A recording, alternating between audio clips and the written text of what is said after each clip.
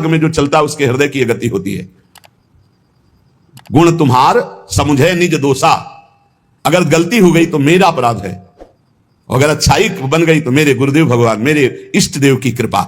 ऐसे ही सम्मान हो रहा तो इष्ट देव गुरुदेव का, और अपमान हो रहा तो मैंने कोई गलती की है पूर्व में, उसका प्रायश्चित हो रहा है। इसमें तर्क वितर्क की जरूरत नहीं, ये परमार्थ है। श्रद्धा और विश्वास से चलो, लाभ प्राप्त हो जाएगा। मान और अपमान में हम बराबर अपने हृदय को समान रख पावे, हमारे हृदय का आनंद, हृदय का भगवत चिंतन न छूटने पावे, न मान में न अपमान में। तुल्यौ मानावमानौ कुरुभज सतताम, स्तोत्र दुर्वाच्य कोट्यौ। यदि कोई हमें दुर्वचन बोलता है, सच्ची मानिए, सम्मान से हृदय में एक भय प्रकट हो जाता है। जब कोई स्तुति करता है, बड़ाई करता है, तो हम कमजोर हो जाते हैं, हमें डर लगने लगता है कहीं निंदा ना हो जाए, कहीं कोई हमारा अपमान ना कर दे, कहीं कोई हमारे प्रति गलत ना बोल दे। बिल्कुल नहीं, ये सम्मान भोक्ता के होने के कारण आपको भय लगा है, नहीं तो आप निडर हो जाएंगे। कोई गाली दे रहा है, ये उसकी रुचि है, गाली बोल रहा है उसका स्वभाव है, उसकी रुचि है, उसकी मति है। वो निंदा कर रहा है, ये उसका स्वभाव, उसकी रुचि है। हमें अपने प्रभु में मगन रहना चाहिए। दुर्वाच्य कोट्यो, करोड़ों गालियां दे है, फिर भी हमारे हृदय में उसके प्रति द्वेष भाव ना हो, द्रोह भाव ना हो। और स्तोत्र खूब आपकी स्तुति करे, लेकिन आपका प्रिय भाव नहीं होना चाहिए। स्तुति करने वाले पर प्रिय भाव और निंदा करने वाले पर अप्रिय भाव, ये संसारी पुरुष में होते हैं, भक्तों में नहीं होते। भक्तों में क्या भाव होता है? निंदा करने वाले में प्रिय भाव और स्तुति करने वालों में उदास भाव, उदासीन भाव, न प्रियता और न कठोरता, उदासीन भाव। लेकिन निंदा करने वाले में प्रिय भाव। जो निंदा करने वाला है उससे ऐसे जैसे कोई स्तुति करे, तब कैसा हम व्यवहार करेंगे, वैसा निंदा करने वाले के प्रति व्यवहार। यही साधु उमा संत कही, यही बड़ाई, वो मंद करत और ये करत भलाई। जब वो बुरा बोले और हम उसका मंगल प्रिय भाव रखे, तब हमारी साधुता सुरक्षित, तब हमारी भक्ति सुरक्षित। ग्रासा लाभ है महासंपत्ति। सीधा हम वृंदावन वास कर रहे, भजन मार्ग में हमें हो सकता, अब तो बड़ी व्यवस्थाएं हो गई हैं, नहीं पढ़े बड़ी समस्या उदर भरने की ही केवल थी। मथुरा और दूर दूर जाकर के टुकड़े मांग करके रसिक महापुरुषों ने उदर पोषण किया है। बहुत ही कष्टप्रद जीवन, वैराग्य का जीवन बहुत कष्टप्रद।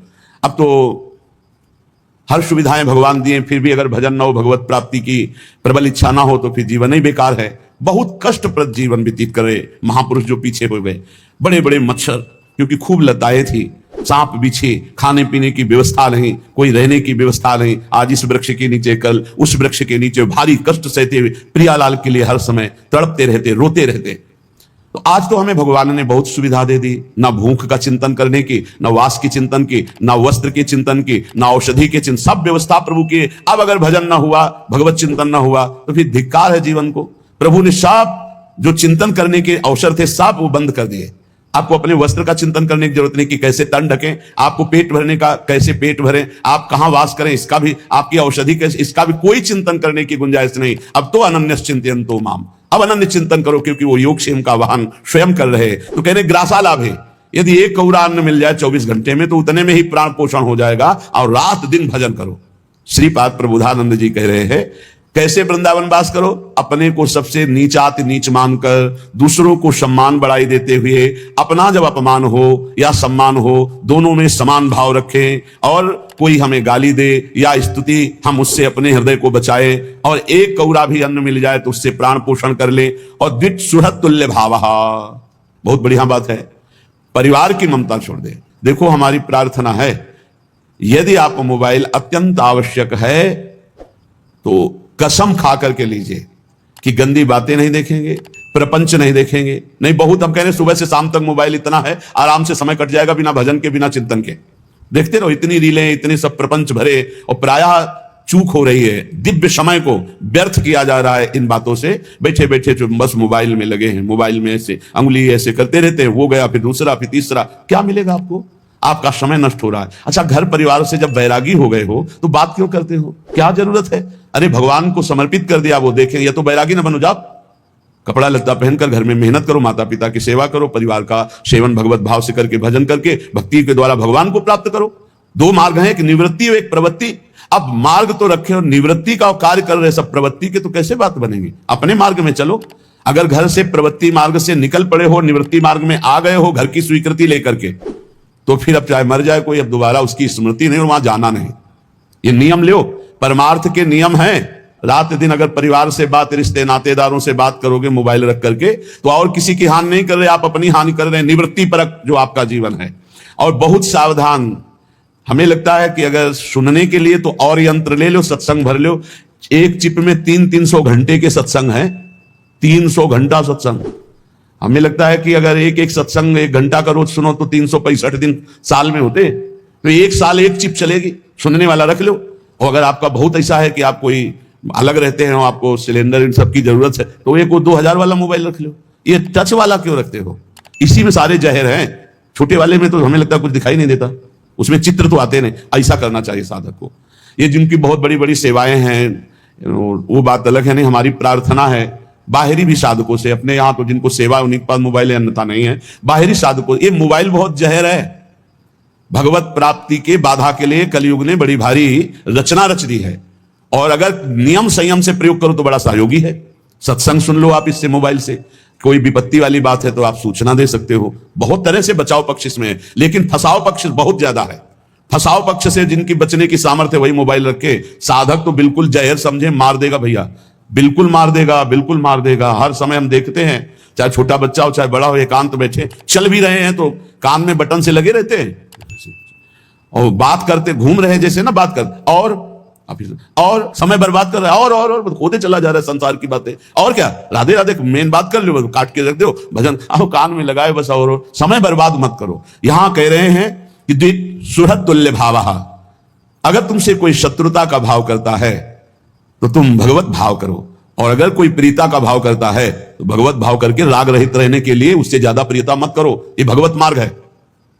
घर परिवार वालों से तो प्रभु यदि निवृत्ति मार्ग में हो तो भूल जाओ कि तुम कहां पैदा हुए थे। इसलिए उपासक बहुत सावधान, हमारी बात मान लेना। यदि निवृत्ति मार्ग में चले हो तो परिवार से संबंध छोड़ दो, पैसे का बल छोड़ दो, किसी से दोस्ती मत करो, शत्रुता तो किसी से भूल के मत करो, तो एकमात्र भगवान का भरोसा, सब व्यवस्था हो जाएगी। सब व्यवस्था मान लीजिए, सब व्यवस्था हो जाएगी। विश्वास कीजिए, हमारी बात पर विश्वास कर लीजिए। किसी का सहयोग, और विरक्त होकर घर से लेके खाना है तो जहर खाना है। जहर का मतलब समझते हो? जैसे जहर खाते हो हमें मार देता है, ऐसे ही हमारे वैराग्य को मार देगा। पूज्य श्री रघुनाथ दास गोस्वामी जी को उनके पिता बहुत बड़े आदमी थे, मजूमदार, खूब धन वैभव। जब देखा कि बेटा जगन्नाथपुरी में वैराग्य, तो यहां से हलवाई, सामग्री, रुपया, पैसा सब भेजा। 2-4 दिन श्री पूज्य रघुनाथ दास गोस्वामी जी ने महाप्रभु चैतन्य देव को भोग पाया। फिर विचार किया, जब मैं वैराग्य के मार्ग में हूं तो पिता के द्वारा दी हुई वस्तु और संपत्ति का भोग। जाकर जगन्नाथ जी के द्वार पर सिंहपौर पर खड़े हो जाते, जो भिक्षुकों को प्रसाद बंटता वो प्रसाद लेकर बस एकांत भजन कर दे। कुछ दिन बाद वो भी छोड़ दिया था, एक क्षेत्र से ले आते। कुछ दिन बाद वो भी छोड़ दिया। जो प्रसाद गायों को डाल दिया जाता, गायें छक जाती, ना पाती, वो रात्रि में बीन के लाते और धोकर उससे उदर पोषण करके खूब भजन में रहते। हमें महापुरुषों के चरित्रों से पता चलता है कि विरक्त को अपने परिवार के दिए हुए धन के द्वारा अपना भरण पोषण नहीं करना चाहिए। बैरागी को भगवत आश्रित रहना चाहिए। अब दूसरा पक्ष, ये श्रीधाम वृंदावन है। अब समय वो रह नहीं गया कि आपको, अगर हम सब भिक्षा मांगने निकले तो 400-500 जिस गांव में जाएंगे दरवाजे बंद हो जाएंगे कि भैया रोज कौन 500 रोटी दे। अच्छा, कितनी व्यवस्था कोई कर, तो भगवान ने व्यवस्था कर दी है। अब जिनके पूरे परिवार विरक्त हैं, पत्नी, पुत्र, बेटा, बेटी, सब, अब वो अपने संपत्ति को लेकर वृंदावन आए, अपना मकान खरीदे, अपना खा पी रहे, भजन करने, बढ़िया है। वो भी एक पद्धति, क्योंकि धामवासी है, पूरा का पूरा गृहस्थी से पूरा का पूरा परिवार भजन मार्ग में, तो उनके लिए फिर ये विधान है कि वो अपने द्वारा जो कमाई हुई संपत्ति है उसी से अपने परिवार का पोषण करते हुए और भजन में तन्मय है। लेकिन जो नौजवान है, गृहस्थी में प्रवेश नहीं हुए और घर छोड़कर श्रीधाम वृंदावन या भगवत मार्ग स्वीकार, भूल कर भी परिवार का पैसा तो स्वीकार करे। समझ रहे हो? हमने 2 भाव यहां प्रकट किए। जो एक गृहस्थी पूरा का पूरा परिवार विरक्त होकर रह रहा है, वो अपनी कमाई के द्वारा मकान खरीदा, वास की व्यवस्था, भोजन की व्यवस्था, पूरा परिवार भजन में लगा है। प्रणाम है, अच्छा है, चलो। धाम के कारण। और जो गृहस्थी में नहीं गए और विरक्त होकर, उनको परिवार का दाना नहीं खाना चाहिए। मांगो, भगवद आश्रित रहो आकाश वृत्ति से, या जैसे तुम्हारा जीवन केवल भगवद आश्रित रहो। अपने सुहृद जनों के द्वारा दी हुई सुविधाएं स्वीकार करने से भगवद आश्रय में बाधा पड़ जाती है। विरक्त होकर के द्विज सुहृद तुल्य भाव, शत्रु में मित्र में समान भाव, परिवार वालों से दूरी बना करके दोनों भाव बता दिए, उसमें प्रश्न करने की जरूरत नहीं कि आप हमसे फिर कहने लगे कि अब हम तो आपकी उस आज्ञा का पालन कर रहे हैं कि अब तो परिवार का नहीं, आपका पूरा परिवार विरक्त है, तो जो माता पिता ने संपत्ति कमाई उससे जो भरण पोषण उससे कीजिए और बिल्कुल एकांत सेवन करते हुए भजन कीजिए। लेकिन जिन्होंने ब्याह नहीं किया, गृहस्थी में नहीं गए, विरक्त भाव में आए, उनके लिए बिल्कुल सख्त शासन, एक पैसे कभी परिवार से नहीं, कभी नहीं, कोई संबंध परिवार से नहीं, तो आपके परिवार का भी कल्याण हो जाएगा, क्योंकि आप निवृत्ति मार्ग के पथिक है। कांतत्वन्मात्र संच्छादित विकृततम स्त्री मया मेध्य पिंडम थुत्कुर्वार्थान अनर्थान विमर्श श्रुत सुहृदान धवान विद्धिबंधान कष्टम मिष्टान्न पानादि सुभज वसनाद्युज्ज्वलत्वे त्रपेथाः सर्वेषां शिष्य भृत्यादि वदति विनतोध्यासस्व वृंदावनम भोः। यदि आपको वृंदावन वास मिल गया है तो अब जो है काम आदि भोगों पर शासन वृत्ति राखिए। वनवास कर रहे हो, सावधान हो जाओ। श्रीपाद करे कांतत्व मात्र संच्छादित विकृततम स्त्री मया मेध्य पिंडम। ये जो स्त्री पुरुष शरीर है ये मांस आदि से बने हुए हैं, इसमें कोई सुख कहीं नहीं है, ये केवल भ्रमात्मक कामादि दोष उत्पन्न होने के कारण परस्पर आकर्षण और ऐसा लगता है ये सुख है। श्रीपाद कह रहे हैं इस अपवित्र देह से घृणा कर ले अपने, कहीं सुख नहीं। कैसा भगवान का विचित्र खेल बना हुआ है कि परस्पर आकर्षण और आकर्षण कहां स्थानों में है वो सब देख रहे हो। श्रीपाद कह रहे यदि वृंदावन वास मिला है तो थोड़ा विचार करके इस कामादि दोष से रहित होगे, तभी तो प्रेम प्रकाशित होगा। जहां काम होता है वहां प्रेम नहीं, जहां प्रेम होता है वहां काम नहीं। अर्था अनर्थान, रुपया पैसा के लिए व्याकुल हो जाना, व्यवस्था में चित्तवृत्ति जोड़ देना, प्रिया प्रीतम से चिंतन हटा देना है बहुत बड़ा अनर्थान, ये नाश का कारण बनता है। सहज स्वभाव में हमारी चिंतन वृत्ति भगवदाकार रहे प्रिया प्रीतम में, और जैसे वो रखे, महलों में राखो चाहे झोपड़ी में बांध। हमको प्रयास नहीं करना, व्यापार नहीं करना विरक्त होकर के, गृहस्थ होकर के यदि वृंदावन वास कर रहे तो व्यापार के लिए नहीं, भजन के लिए। वृंदावन वास भजन के लिए है। तो अब आप मान लो ऐसे धनी नहीं हो तो आप कुछ थोड़ा जो रिक्शा चला ले या जो भी ऐसे कार्य करके अपने परिवार का भरण पोषण करते हो, खूब भजन करते हैं, हम प्रणाम करते हैं। लेकिन यदि आपके पास खाने पीने की व्यवस्था है, आप विरक्त हैं, फिर आप व्यापार करते हैं, तो अनर्थात परिणाम में वो अनर्थ ही पैदा करेगा, देख लेना। जो संत शास्त्र गुरुजन कहते हैं वो परिणाम को बोलते हैं, परिणाम को। परिणाम ही हमारे जीवन का परम लक्ष्य है। तो परिणाम क्या होना चाहिए? प्रिया प्रीतम की प्रीति, प्रिया प्रीतम के लिए तड़पना, प्रिया प्रीतम की प्राप्ति के लिए रोना। लेकिन हमारी वृत्ति यदि अर्थ में, तो अर्थ में सबसे बड़ा दोष यह है कि वो संख्या पे वृत्ति चली जाती है। अब 10 लाख हो गए, अब 10.5 लाख हो गए, अब 11 लाख हो, ऐसे चिंतन करते करते वो मर जाता है और संख्या बढ़ाता रहता है मरते समय तक। ये संख्या बढ़ाने की बहुत बड़ी दोष वृत्ति, अनर्थ वृत्ति इस अर्थ में है। वो चित्त को लुभायमान कर लेता है, और इतना लुभायमान कर लेता है कि गोस्वामी जी ने ऐसा ही मांगा, लोभी जिम प्रिय दाम तिम रघुनाथ निरंतर प्रिय लागो मुहि नाम। 2 बातों में, जैसे कामी नारी प्यारी जिम, जैसे लोभी जिम प्रिय दाम। यहां कहने कांतत्व मात्र संच्छादित विकृततम स्त्री बयामेद्य पिंडम। तुम्हारे शरीर या अन्य शरीर की तरफ जो आकर्षण है कुछ नहीं है, चमड़ी चिकनी और गंदगी भरी हुई है। काहे को व्यर्थ में अपने जीवन को वृंदावन में अपवित्र करते हो, नष्ट कर रहे हो। दूसरा धन, धन के लिए प्रयास, गृहस्थी में हो तो उचित प्रयास कर लो, अगर विरक्त हो तो जितना है उससे काम चला लो। मरना है, प्रिया प्रीतम के पास जाना है, और भगवान सबका भरण पोषण करते हैं। विश्वास करो, वृंदावन जब आए थे तो ना एक व्यक्ति का परिचय था, ना एक वस्तु पास थी, परम विरक्त संन्यास वेश। जब श्री जी ने स्वीकार किया और व्यवस्था की जरूरत थी, देखो आप सब बैठे हो, कभी किसी से गुरु कृपा से मांगने वाली बात ही नहीं, अपने आप वो सब व्यवस्था करती। तो भगवत व्यवस्था में अपना कोई अहम नहीं रहता। जैसे कभी एको बार स्मृति में नहीं आया होगा कि मेरी राधा के लिए, कभी नहीं, नहीं, श्री जी का विधान चल रहा है, मेरा तो कहीं कुछ नहीं है। अब जब शरीर छूटेगा तो ये थोड़ी ध्यान आएगा कि इसकी कौन देख रेख करे, क्योंकि हमने देख रेख किया ही नहीं, हमने बनाया ही नहीं, हमारा है ही नहीं। राधा राधा राधा, हमारी तो श्री जी हैं और श्री जी का चिंतन हो रहा है। अब श्री जी जो व्यवस्था की, उनकी व्यवस्था है, उन्हीं की व्यवस्था, उन्हीं को समर्पित। ये धन की जो बढ़ोतरी करने की भावना विरक्त होकर होती है, ये अनर्थ पैदा कर देगी आखिरी में। अरे तो गुजारा करो, केवल जिस पर तुम्हारा ममत्व होगा वही आखिरी चिंतन होगा। ममत्व का विषय श्री जी हो। देखो, जब कोई आवश्यकता होती है उसकी व्यवस्था श्री जी से होती है ना, बड़ा हृदय में शीतलता रहती है। देखो कितना स्वामी जी देख रहे कि अगर आवश्यकता है, हमने देख रहे एक एक बात को देख रहे।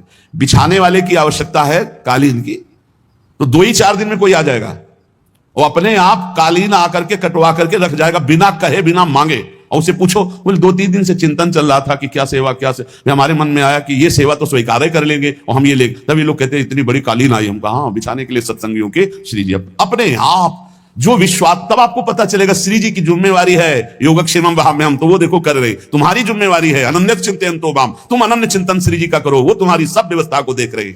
निवृत्ति परक। और जो गृहस्थी में है तो उचित कर्मों का धर्मानुष्ठान करते हुए अपने जीवन यात्रा को पूरी करें। जो अर्थ है वो अनर्थ का स्वरूप है, अनर्थ का स्वरूप। यदि वो भगवद आश्रित होकर जिए, अर्थ के आश्रित नहीं, अर्थ आश्रित हो गए तो अनर्थ पैदा कर देगा। अब ये बात है केवल जीवन में उतार ले तो भगवत प्राप्ति बिल्कुल नजदीक है। सुत सुहृदान धवान विद्धि बंधान, ये स्त्री पुत्रादि का राग अंधा कर देता है, अज्ञान अंधकार में बांध देता है। बहुत विचित्र है, भगवान कृपा करे। इसीलिए कहा है गृह कारज नाना जंजाला, तेति दुर्गम शैल विशाला, यही शरावत अति कठिनाई, राम कृपा बिनु आए न जाई। बिना भगवान की कृपा के न संत समागम मिलता है, न भजन मिलता है। ऐसे लोग फंसे हुए हैं, बस वही लड़का बच्चा परिवार, उनको यही लगता है बस यही जीवन है, यही सब कुछ है। पहली बार मानव सृष्टि में जन्मे उनको ऐसा लग रहा है। हाँ, जरा सा शरीर में कुछ हो जाए हाहाकार मच गया। लड़का के कुछ हो जाए तो लड़का भी परेशान, पिता भी परेशान, पूरा परिवार परेशान। अरे थोड़ा धैर्य पूर्वक सोचो, तुम जन्मे किस देश में हो? इसका नाम है मृत्यु देश, मृत्यु लोग। कोई न कोई कारण बनेगा, कोई न कोई मरेगा, कोई न कोई जाएगा, कोई न कोई आएगा। ये आना जाना इस देश में लगा हुआ है। इसलिए भाई यहां कमाने आए हो, कमा लो। कौन सा धन? अविनाशी धन, भगवत नाम, भगवत रूप, भगवत लीला, भगवत धाम। कह रहे हैं कि जो स्त्री पुत्र सुहृद आदि में आसक्त चित्त हैं, अंधे हो जाते हैं। इनको मृत्यु का भय नहीं रह जाता। इनको ये नहीं दिखाई दे रहा मैं किस लिए आया था और क्या कर रहा हूं। हम ये नहीं कह रहे कि सब विरक्त हो जाओ, हिम्मत ही नहीं विरक्त होने की। तो कम से कम उनमें भगवत भाव करके नाम जप करते हुए धर्म पूर्वक रहो तो तुम्हें वही कृपा प्राप्त हो जाएगी। पर नहीं, जो धर्म पूर्वक चलता है वहां सुख होता है, अधर्म में सुख नहीं है। इसलिए कह रहे सुत सुहृद बांधवान विद्धि बंधान, ये बड़ा बंधन है अज्ञान अंधकार का। इसी बंधन से मुक्त होने के लिए तुम्हें मनुष्य शरीर मिला है। कुछ लोग कहते हैं, बड़े प्रश्न करता है, हमें लगता है कि भगवान आकर के सबको समझावें तो भी प्रश्न खत्म नहीं होंगे। प्रश्न करते हैं कि आप कहते हो अन्य योनियों से कोई कर्म होते नहीं, मनुष्य योनि बड़ी दुर्लभ है, तो फिर ये भोगना कौन से कर्म का पड़ता है? आप कहते हो पीछे के कर्मों का भोग रहे हो। बड़ी बुद्धि लगाते हैं निगेटिव में, पॉजिटिव में नहीं लगाते। भैया कोई पहली बार मनुष्य बने हो? लाखों करोड़ों असंख्यों बार मनुष्य बन चुके हो। भगवान ने आपको हर बार चांस दिया है, लेकिन आप हर बार वही चूक करते हो जो इस बार भी कर रहे हो। इस बार तो होश में हो जाओ। एक एक कर्म का बहुत बड़ा बड़ा दंड मिलता है। यही देख लीजिए, 10 मिनट को कर्म हुआ और उसका फल आजीवन कारावास, 1 लाख रुपया जुर्माना। अब विचार करो, एक कर्म, ऐसे तुमसे लाखों अरबों पाप अपराध हुए। तो अन्य योनियों में भटकते भटकते देखकर फिर हरि कृपा करते, फिर मनुष्य जन्म देते, पर फिर वही चूक कर देता है, फंस जाता है अपने परिवार के राग में, पापाचरण करने लगता है। श्रीपाद कह रहे हैं, कष्टम मिष्टान्न पानादि सुभज वसनाद्युज्वलत्वे त्रपेथाः। यदि तुम्हें अच्छे अच्छे पदार्थ वृंदावन में खाने को मिले तो कष्ट मान करके उनको छोड़ दो, क्योंकि ये भजन नहीं होने देंगे, अच्छे पदार्थ नहीं होने देंगे, डंडा चलवाएंगे, एक दूसरे की खोपड़ी फुरवाएंगे। जब तुम्हारा अर्थ पे बुद्धि रहेगी, स्वादिष्ट अन्न पे बुद्धि रहेगी, और हम आपको सच्ची कहते हैं, जो अर्थ पे बुद्धि रखते हैं विरक्त होकर, वो घर पैसे भेजते हैं। क्योंकि पैसा जब एकत्रित होगा, सुख सामग्री एकत्रित होगी, तो वो घर ले जाने, क्योंकि वही राग है। प्रभु से तो अनुराग है नहीं। और कुछ ऐसे हैं जिनका प्रभु से अनुराग है। तो हमने देखा बिहारी जी के दरवाजे पे बैठ के वो पद गाया करते थे, बड़े सुंदर सुंदर महापुरुषों के, रहीम जी के, रसान के, बड़े बड़े महापुरुषों। उनको जो पैसा मिलता उससे जीवन यापन करते, जो बचता तो राम जी भाई सत्संग भवन में एक दिन बहुत सुंदर प्रसाद सबको पवाया जा रहा था भक्तों को। तो पूछा कि वो महात्मा जो है सबसे हाथ जोड़ जोड़, हमका ये महात्मा, बोले यही तो करवा रहे भाई, तो भिक्षावृत्ति से जीते। बोले जो बच जाता है उससे। ऐसे कुछ ऐसे विरक्त भिक्षुक स्वभाव वाले महापुरुष कि अपना शरीर पोषण किया और से संतों की सेवा में। नहीं तो घर की प्रियता आती है, विरक्त होकर घर पैसे भेजने का मतलब है कुल परिवार का पतन, कुल परिवार का पतन। साधु भाव में आकर के, भगवत भाव में आकर के जो हमको धन मिलता है वो संत सेवा के लिए, भगवत सेवा के लिए। यदि चाचा भतीजा और इनको सब ना नरक ही जाना पड़ेगा, पक्की बात समझ लो, दुर्गति पक्की है। इसके लिए हमें एक प्रमाण मिला, भक्तमाली जी महाराज वो पधार चुके, वो बता रहे थे कि स्वप्न में एक बड़े महापुरुष वो अपने भाई को कुछ लाख रुपए दिए थे।